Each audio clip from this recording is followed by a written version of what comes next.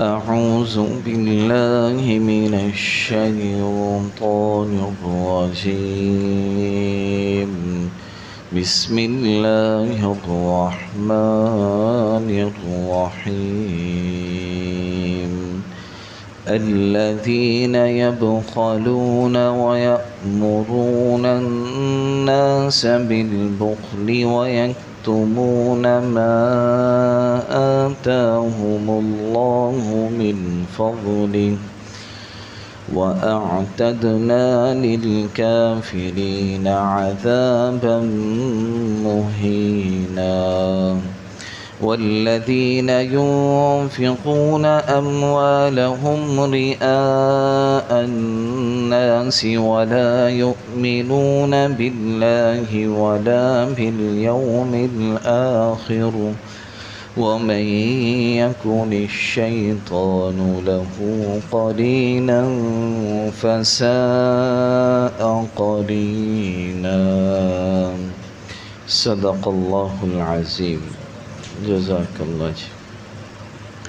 اللہ تعالیٰ کا فرمان ہے الذین یبخلون، کہ وہ لوگ جو بخل کرتے ہیں، کنجوسی کرتے ہیں، وَيَأْمُرُونَ النَّاسَ بِالْبُخْلِ، اور دوسرے لوگوں کو بھی بخل کا حکم کرتے ہیں، وَيَكْتُمُونَ مَا آتَاهُمُ اللَّهُ مِنْ فَضْلِهِ، اور اللہ نے انہیں جو کچھ دے رکھا ہے اس کو چھپاتے ہیں. اللہ نے اپنے فضل سے جو کچھ انہیں دے رکھا ہے اس کو وہ چھپاتے ہیں.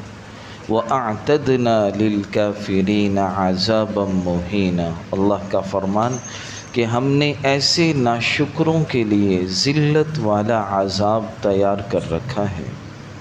وَالَّذِينَ يُنْفِقُونَ أَمْوَالَهُمْ، اور وہ لوگ جو اپنے مال کو خرچ کرتے ہیں رِئَاءَ النَّاسِ، لوگوں کو دکھلانے کے لیے، وَلَا يُؤْمِنُونَ بِاللَّهِ، اور وہ اللہ پر ایمان نہیں لاتے، وَلَا بِالْيَوْمِ الْآخِرِ، اور نہ ہی وہ آخرت پر ایمان لاتے ہیں. فرمایا وَمَن يَكُنِ الشَّيْطَانُ لَهُ قَرِينًا فَسَاءَ قَرِينًا، اور جس کا ساتھی شیطان بن جائے تو وہ تو بہت ہی بدترین ساتھی ہے. پچھلی آیات کے اندر اللہ تعالیٰ نے توحید کا حکم دیا تھا، فرمایا تھا وَاعْبُدُوا اللَّهَ، کہ تم اللہ کی عبادت کرو، وَلَا تُشْرِكُوا بِهِ شَيْئًا، اور اس کے ساتھ کسی کو بھی شریک نہ کرو. شرک ایک ایسا گناہ ہے، قرآن میں اللہ نے یہ فرمایا ان اللہ لا یغفر ان یشرک بہ، کہ اللہ شرک کو کبھی بھی معاف نہیں فرمائیں گے. وَيَغْفِرُ مَا دُونَ ذَلِكَ لِمَن يَشَاءُ، اس کے علاوہ جو اور گناہ ہیں اللہ چاہیں گے تو انہیں معاف فرما دیں گے، بغیر توبہ کے بھی معاف فرما دیں. شرک کے لیے تو توبہ شرط ہے، اور اس کے علاوہ یہ ہے کہ آدمی پکی سچی توبہ کرے اور شرک کو چھوڑے، پھر انسان کی مغفرت ہوگی. اور عبادت کے لائق معبود برحق وہ ایک اللہ کی ذات ہے، اللہ کے علاوہ کوئی اور عبادت کے لائق نہیں. جیسے ہم عبادت کے لیے اللہ کے سامنے کھڑے ہوتے ہیں، ایسے کسی اور کے سامنے کھڑا ہونا بھی جائز نہیں، سجدہ بھی کسی کو جائز نہیں، کسی کے سامنے عبادت کی کیفیت سے جھکنا یہ بھی جائز نہیں. اس لیے اللہ کے نبی صلی اللہ علیہ وسلم نے فرمایا میری شریعت میں صرف اللہ کے علاوہ کسی اور کو سجدہ جائز نہیں. ایک اونٹ اللہ کے نبی صلی اللہ علیہ وسلم کی بارگاہ اقدس میں آیا اور اس نے اپنا آ کے سر جھکا دیا اور جو ہے قدموں میں سر رکھ دیا، گویا ایسا جیسے اس نے ایک سجدہ کیا. صحابہ نے اس کو دیکھ کر کہا یا رسول اللہ، یہ جانور آپ کو سجدہ کر رہے ہیں، آپ کے سامنے جھک رہے ہیں، ہمیں بھی اجازت دیجئے کہ ہم بھی آپ کو سجدہ کیا کریں. آپ نے فرمایا کہ میری شریعت میں سجدہ صرف اللہ کے علاوہ اور کسی کے لیے جائز. اگر میں سجدے کی اجازت دیتا تو عورت سے کہتا اپنے شوہر کو سجدہ کریں، لیکن میری شریعت میں کسی کے لیے سجدہ جائز. دوسری بات اللہ نے توحید کے فوراً بعد فرمایا وَبِالْوَالِدَيْنِ إِحْسَانًا، کہ اپنے والدین کے ساتھ حسن سلوک کرو. کئی جگہ پر ایسا ہوا ہے کہ اللہ نے اپنے بعد فوراً والدین کا ذکر کیا. ایک جگہ اور فرمایا انشکر لی ولی والدی، کہ میرے بھی شکر گزار بنو، اپنے والدین کے بھی شکر گزار بنو. ویسے تو خالق جو ہیں پیدا کرنے والے سارے انسانوں کو وہ اللہ ہیں. ماں باپ بچوں کو پیدا نہیں کرتے، پیدا تو اللہ کی ذات کرتی. ماں باپ کو تو پتہ ہی نہیں ہوتا کہ ماں کے پیٹ کے اندر کیا ہے. 9 مہینے تک ماں کو باپ کو کچھ نہیں پتہ ہوتا کہ اس پیٹ کے اندر کیا ہے، لیکن وہ تو اللہ اپنی قدرت سے پیدا کر رہے ہوتے. لیکن بظاہر دنیا میں آنے کا ذریعہ والدین بنتے ہیں، تو اللہ نے فرمایا ان کے ساتھ بھی حسن سلوک کرو. خالق تو میں ہوں، سب سے بڑا میرا حق ہے، میرے بعد اپنے والدین کا حق ہے. اسی لیے اللہ کے نبی صلی اللہ علیہ وسلم نے فرمایا بہت والدین کی جو ہے تابعداری کی، فرما برداری کی، ان کے حقوق کے اعتبار سے آپ نے بڑی تاکید فرمائی ہے، اور جو ہے ان کی نافرمانی پر سخت وعیدیں ہیں کہ والدین کی فرما برداری آدمی دیکھیے فرمایا اللہ کتنا اجر سے نوازتے ہیں کہ جو بھی فرما بردار بیٹا یا بیٹی اپنے والدین کو محبت کی نظر سے دیکھتا ہے، ان کی ہر نظر پر اللہ مقبول حج کا ثواب عطا فرماتے. اب آگے دیکھیے کہ جو خدمت کرتے ہیں گے اس پر کتنا اجر ملے گا. اس لیے فرمایا کہ ماں کے قدموں کے نیچے جنت ہے، باپ کی رضا میں اللہ کی رضا ہے. اللہ ہمیں توفیق دے کہ ہم اپنے والدین کی خدمت کریں. قرآن کہتا ہے وَلَا تَقُل لَّهُمَا اف، والدین کے سامنے اف بھی نہ کرو. وَلَا تَنْهَرْهُمَا، انہیں کبھی نہ جھڑکو. وَقُل لَّهُمَا قَوْلًا كَرِيمًا، جب بھی بات کرو بڑی ہی عزت کے ساتھ ادب کے ساتھ بات کرو. وَاخْفِضْ لَهُمَا جَنَاحَ الذُّلِّ مِنَ الرَّحْمَةِ، اپنے پروں کو ان کے سامنے جھکا دو. کیا مطلب کہ آپ کتنے ہی بڑے آدمی کیوں نہ ہوں، جب والدین کے سامنے جائیں آپ کتنے بھی ہیں لیکن اپنے آپ کو وہاں جا کے آپ جھکا دیں، وہاں آپ بیٹا ہی بن کر رہیں. اور آگے اللہ نے فرمایا وَبِذِي الْقُرْبَى، رشتہ داروں کے ساتھ بھی اچھا سلوک کرو. رشتہ داروں کے ساتھ حسن سلوک، اس کی بھی اسلام میں بڑی تاکید ہے. صلہ رحمی کرنا یہ اللہ کو بہت پسند ہے. فرمایا کل قیامت کے دن صلہ رحمی کھڑی ہوگی اور وہ اللہ کی بارگاہ میں عرض کر یا اللہ جس نے رشتہ داری کہ جس نے مجھے جوڑا اپنی رحمت سے اسے جنت میں داخل فرما، جس نے مجھے توڑا رشتہ داری کہے گی یا اللہ تو اسے جہنم میں داخل فرما. اور اللہ کی طرف سے ہی ہوگا اور اللہ اس کی بات کو قبول فرمائے.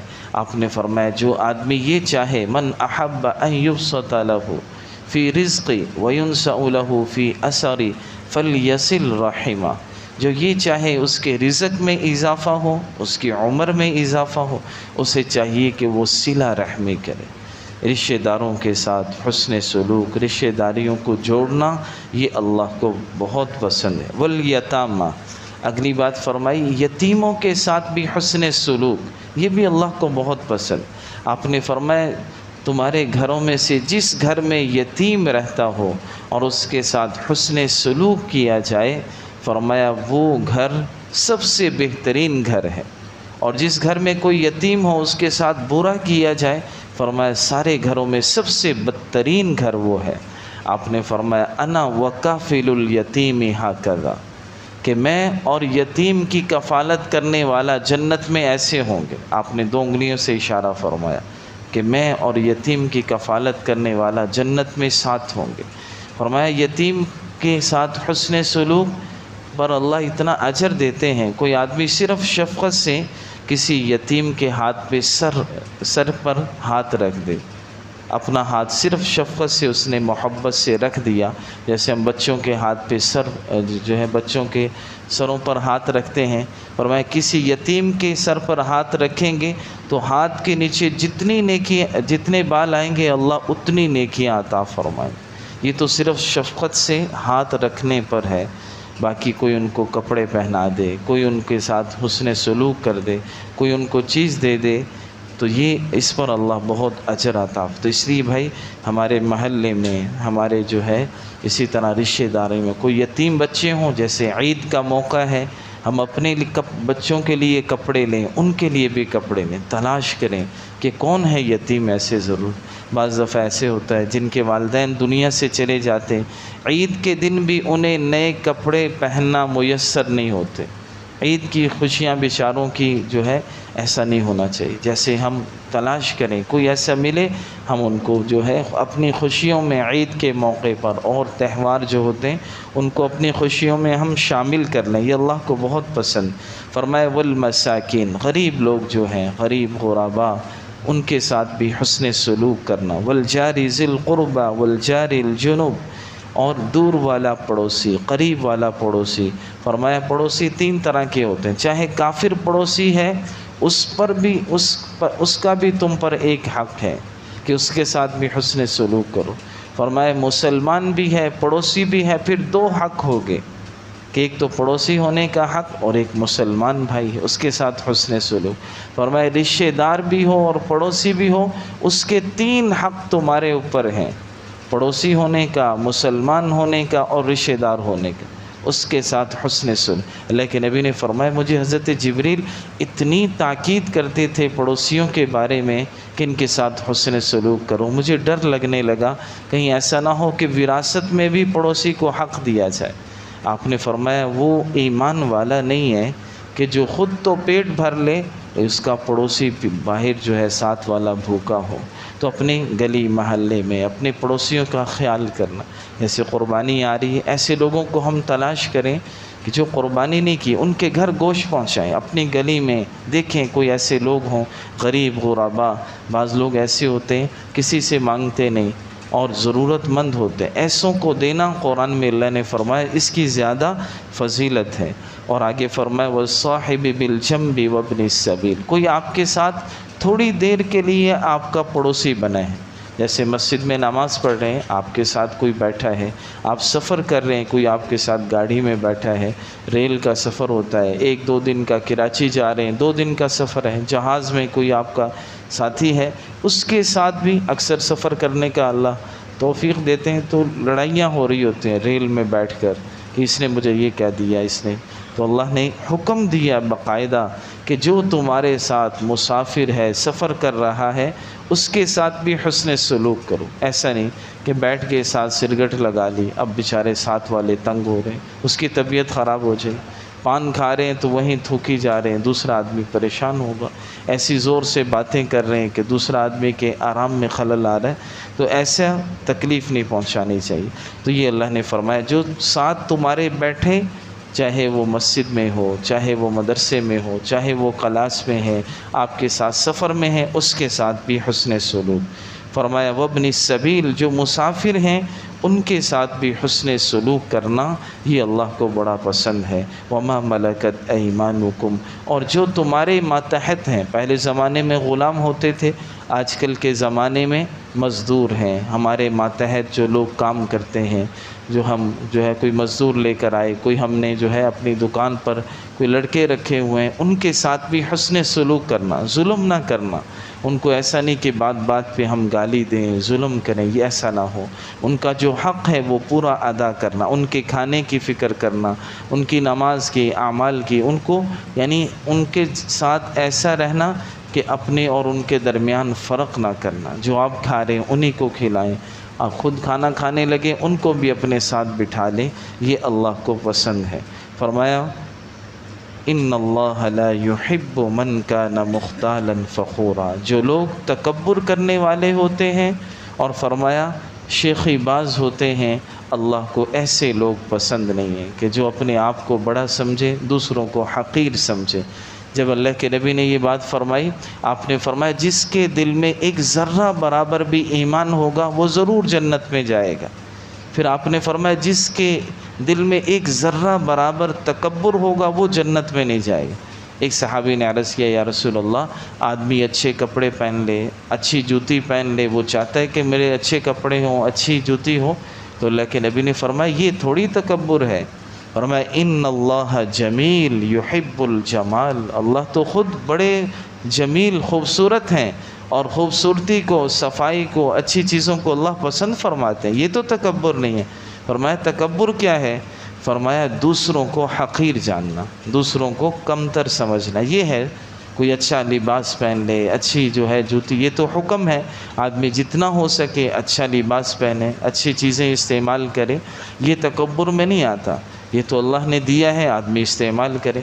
تکبر یہ ہے کہ لوگوں کو برا جاننا، حقیر جاننا، ان کو جو ہے اپنے سے کمتر سمجھنا، یہ تکبر ہے، یہ اللہ کو پسند نہیں۔ ایک ذرہ برابر بھی تکبر ہوگا آدمی جنت میں نہیں جا سکے۔ آگے اللہ نے ان لوگوں کے بارے میں فرمایا جو لوگ بخل کرتے ہیں، خود بھی اور دوسروں کو بھی بخل کا کہتے ہیں، اور جو کچھ اللہ نے ان کو اپنے فضل سے دیا اس کو چھپاتے ہیں، فرمایا ایسے ناشکروں کے لیے ہم نے ذلت والا عذاب تیار کر رکھا ہے۔ اور فرمایا وہ لوگ جو اپنے مال کو لوگوں کو دکھلانے کے لیے خرچ کرتے ہیں، مال تو خرچ کر رہے ہیں، جیسے قربانی ہے کہ اس نیت سے قربانی لے کر آ رہے ہیں تاکہ لوگ دیکھیں کہ ہم کتنی بڑی قربانی لے کر آئے، ہم قربانی کر رہے ہیں۔ فرمایا ایسے لوگ اللہ اور آخرت پر ایمان نہیں لاتے۔ فرمایا انہوں نے تو اللہ کے ساتھ جو ہے جو شرک اصغر کر لیا۔ آپ سے پوچھا گیا شرک اصغر کیا ہے؟ فرمایا رعا کاری کرنا، لوگوں کو دکھلانا۔ فرمایا ایسے لوگوں کے اعمال کو اللہ قبول نہیں کرے گا، ان کو تو یہ کہہ دے گا قیامت کے دن جاؤ جن لوگوں کو دکھلانے کے لیے تم نے عمل کیے تھے، آج اگر ان کے پاس بدلہ ملتا ہے تو جا کر لے لو۔ اللہ ہم سب کی حفاظت فرمائے، اللہ ہم سب کو عمل کی توفیق نصیب فرمائے۔ الحمدللہ رب العالمین والعاقبۃ للمتقین والصلاة والسلام علی سید الانبیاء والمرسلین۔ یا اللہ ہم سب کے سارے گناہوں کو معاف فرما، اپنی رضا والے اللہ ہم سب کو، یا اللہ جتنے لوگ جہاں کہیں پریشان حال ہیں سب کی پریشانیوں کو دور فرما، جتنے لوگ بیمار ہیں اسپتالوں میں، گھروں میں، ہمارے عزیز و اقارب میں، نمازی حضرات میں، بھائی منظور کے بھائی بیمار ہیں، اور بھی جتنے لوگ جہاں کہیں بیمار ہیں، یا اللہ سب کو اپنے فضل سے صحت عطا فرما، ہم سب کو بھی تمام روحانی جسمانی بیماریوں سے صحت عطا فرما۔ اے اللہ اپنی رضا والے اعمال کی توفیق نصیب فرما، اپنی ناراضگی والے اعمال سے ہم سب کی یا اللہ تو حفاظت فرما، دنیا آخرت کی خیریں، عافیتیں، برکتیں، سہولتیں نصیب فرما، دنیا آخرت کی مصیبت پریشانیوں سے، بیماریوں سے، حوادث سے، ناگہانی آفات سے، اچانک موت، بری موت سے ہم سب کی حفاظت فرما۔ وصلی اللہ تعالی علی خیر خلقہ محمد وعلی آلہ واصحابہ اجمعین برحمتک یا رحمن۔